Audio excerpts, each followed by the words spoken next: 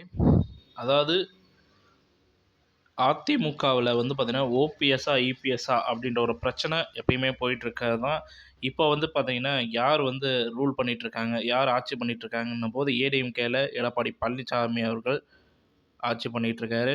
OPS வந்து பார்த்தீங்கன்னா, பலமுறை சட்ட போராட்டங்கள் செஞ்சுமே எந்த ஒரு பயனுமே இல்ல.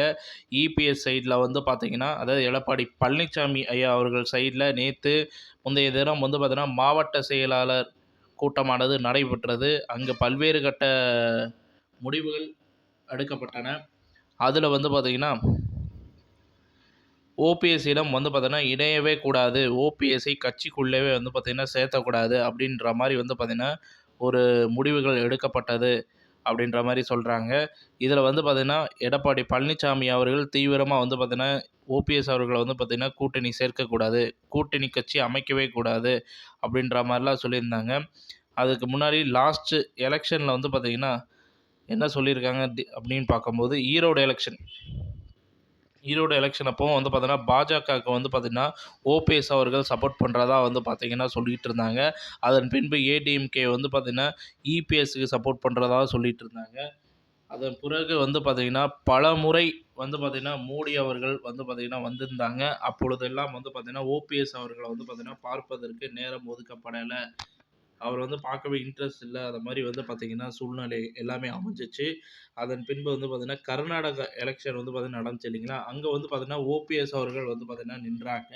அதன் பின்பு ஏடிஎம்கே சார்புல எடப்பாடி பழனிசாமி தான் நிக்கணும் அப்படின்ற மாரி வந்து அறிவிப்பு வெளியிட்டிருந்தாங்க. அதுக்கப்புறமா வந்து ஓபிஎஸ் அவர்கள் வந்து பார்த்தீங்கன்னா, அதுல வந்து விலகிக்கிட்டாரு.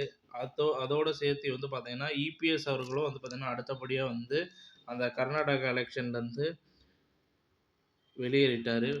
ஸோ, இதற்கப்புறம் வந்து பார்த்தீங்கன்னா, ஓபிஎஸ் என்ன சொல்றாரு அப்படின்னு பார்க்கும்போது, காங்கிரஸுக்கு ஆதரவா இருக்கிற மாரி வந்து பார்த்தீங்கன்னா, ஒரு மேடையில வந்து தன்னோட பேச்சு வழக்குல வந்து பார்த்தீங்கன்னா சொல்றாரு. இதை தாண்டி வந்து பார்த்தீங்கன்னா, மோடி என்ன பண்ண போறார், பாஜக வந்து பார்த்தீங்கன்னா, அவருக்கு சப்போர்ட் பண்ண மாட்டாங்க. இபிஎஸ்க்கு தான் வந்து பார்த்தீங்கன்னா, சப்போர்ட் பண்ண போறாங்க. சப்போர்ட் ஆல்ரெடி பண்ணிட்டு இருக்காங்க. ஓபிஎஸ் வந்து பார்த்தீங்கன்னா, திமுகவோட கூட்டணி வைக்கிறாங்க. திமுக வந்து பார்த்தீங்கன்னா, பாஜக வசம் வரல. ஸோ, அதனால ஓபிஎஸ்க்கு சப்போர்ட் பண்ண முடியாது. இபிஎஸ்க்கு தான் வந்து பார்த்தீங்கன்னா, அந்த சப்போர்ட் கிடையாது. ஏன்னா, இபிஎஸ் எல்லாத்துக்குமே ஒத்துழைக்கிறாரு அப்படின்ற மாரிலாம் சொல்லிட்டு இருந்தாங்க.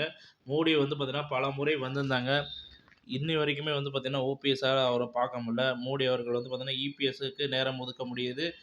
ஓபிஎஸ்க்கு நேரம் இல்லையா? அப்படின்ற மாரிலாம் கேள்விகள் எழும்புச்சு.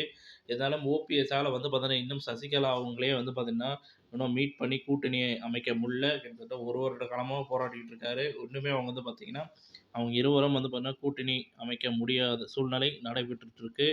ஸோ, இந்த சூழ்நிலையில தான் வந்து பார்த்தீங்கன்னா, அதிமுக என்னும் மாபெரும் கட்சியா, இல்ல சிறிய குச்சியா அப்படின்ற மாரி வந்து பார்த்தீங்கன்னா, கேலிக்கும் கிண்டலுக்கும் ஆளாகி இருக்கிறாங்க. ஸோ என்ன நடக்க போகுதுன்னு பார்க்கலாம். ஏடிஎம்கேல ஓபிஎஸ் நிரந்தரமா இருக்க போறாரா? இபிஎஸ் இருக்க போறாருன்றத பொறுத்திருந்து பார்ப்போம். இந்த தகவல் பிடிச்சிருந்தா லைக் பண்ணுங்க, ஷேர் பண்ணுங்க. நன்றி, வணக்கம்.